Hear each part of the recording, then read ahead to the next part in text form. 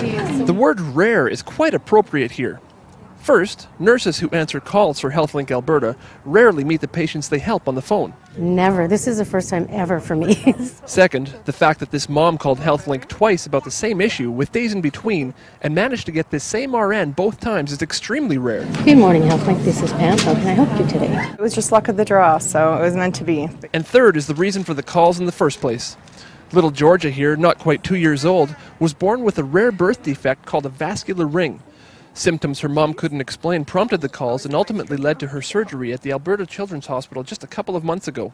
I mean, it's always special when someone helps you out in a way that saves your child's life. And that's exactly what Pam did. She still remembers the initial phone call that came in more than a year ago. A lot of times when they're this little, we'll actually just have them put the phone up to the baby, and that's when I heard some really big wheezes.